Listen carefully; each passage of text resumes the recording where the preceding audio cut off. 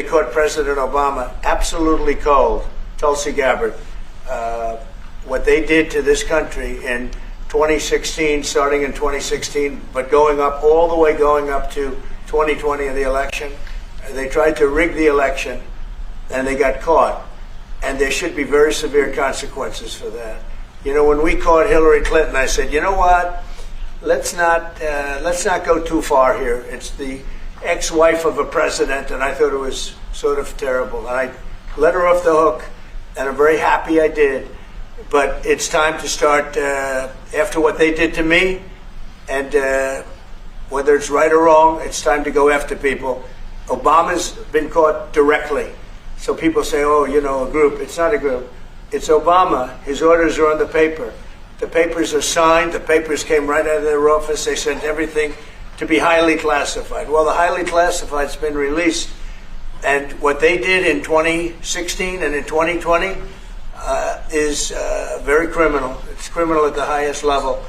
So that's really the things you should be talking about. I know nothing about the other, but I think it's appropriate that they do go. Can I ask you about that, Mr. President? Tulsi Gabbard has submitted a criminal referral to the Department of Justice. From your perspective, who should the DOJ target as part of their investigation? What specific figures in the Obama administration? Well, based on what I read, and I read pretty much what you read, it would be President Obama. He started it. And Biden was there with him, and Comey was there, and Clapper. The whole group was there. Brennan, they were all there in a room. Right here, this was the room. This is much more beautiful than it was then, but that's okay. I have nice pictures up that came out of the vaults. They were there for 100 years. This is much more beautiful. We have the Declaration of Independence now in the room, which wasn't here. I guess people didn't feel too good about putting it here, but I do. But you know what? If you look at those papers, they have them stone cold, and it was President Obama. It wasn't lots of people all over the place. It was them too. But the leader of the gang was President Obama, Barack Hussein Obama. Have you heard of him? And except for the fact that he gets shielded by the press for his entire life, that's the one they... Look, he's guilty. It's not a question... You know, I like to say, let's give it time. It's there. He's guilty. This was treason. This was every word you can think of. They tried to steal the election. They tried to obfuscate the election. They did things that nobody's ever even imagined, even in other countries. You've seen some pretty rough countries. This man has seen some pretty rough countries, but you've never seen anything like it. And we have all of the documents.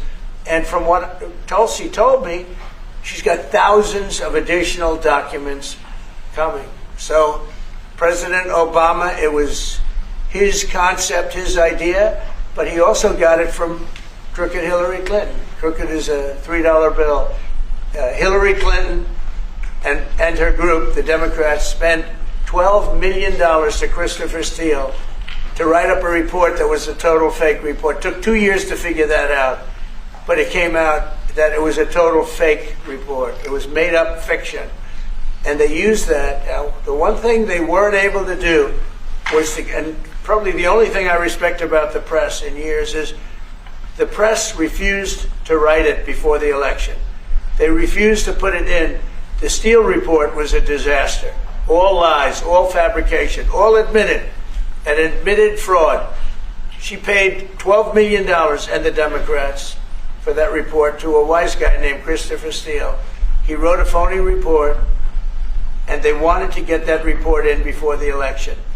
And I'll tell you what, I talk about all the time, the fake news, how bad it is. But in this case, they wouldn't do it.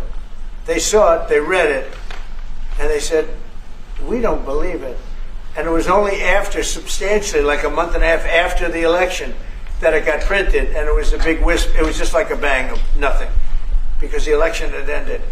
If that report had gotten published by the New York Times or somebody, and I respect the Times for maybe only this, because they're crooked as you can be. They're a terrible paper, a crooked, corrupt paper. But for this one moment, they said, this is bullshit, we can't put this in. And neither could any other paper. Wall Street Journal's a lousy paper, very, very dishonest paper. as you see, I'm suing them for a lot of money because they do things very badly. It's got a nice name, but it's really, in my opinion, it's a terrible paper, and it can be corrupt. But just so you know, they didn't take the Steele report. It was the dossier. Remember the famous dossier? I called it the fake news dossier. The news wouldn't publish it, and I'm amazed. They had 2.5 months. It was finished. 2.5 months. That was supposed to be what was going to happen. And it got published a couple of months after the election, and frankly, nobody cared too much about it. But that was a big thing. No, we caught Hillary Clinton, we caught Barack Hussein Obama. They're the ones, and then you have many, many people under them. Susan Rice, they're all there. The names are all there. And I guess they figured they're going to put this in classified information, and nobody will ever see it again, but it doesn't work that way. And it's the most unbelievable thing I think I've ever read. So you ought to take a look at that and stop talking about nonsense, because this is big stuff. Never has a thing like this happened in the history of our country. And by the way, it morphed into the 2020 race. And the 2020 race was rigged, and it was a rigged election. And because it was rigged, we have millions of people in our country. We had inflation. We solved the inflation problem. But millions and millions of people came into our country because of that.